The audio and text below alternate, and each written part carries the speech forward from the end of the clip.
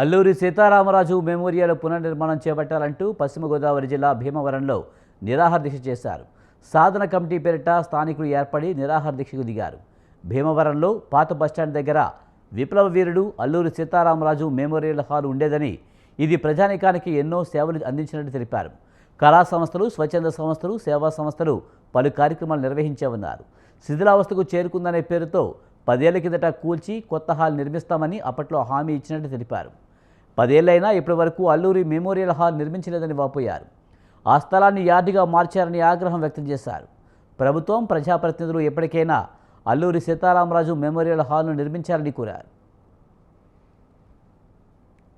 పాత బస్టాండ్ ప్రక్కన విప్లవ వీరుడు, స్వాతంత్ర సమరయోధుడు అల్లూరి సీతారామరాజు గారి పేరు మీద మెమోరియల్ హాల్ ఉండేది. ఆ హాలు ప్రజానీకానికి ఎన్నో సేవలు అందించింది. కళా సంస్థలు, సేవా సంస్థలు, స్వచ్ఛంద సంస్థలు, సాంస్కృతిక సంస్థలు, ప్రజా సంబంధితమైన కార్యక్రమాలు, చక్కటి కళారూపాలు ప్రదర్శించేవి.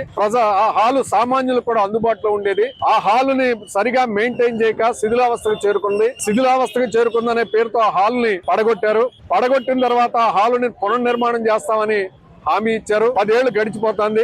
కానీ ఈ రోజుకి కూడా అల్లూరి సీతారామరాజు స్మారక మెమోరియల్ హాల్ ని నిర్మించలేదు సరికదా, ఆ మన్య విప్లవ వీరుణ్ణి, స్వాతంత్ర సమరయోధుణ్ణి అల్లూరి సీతారామరాజుని అవమానించే విధంగా, కించపరిచే విధంగా ఆ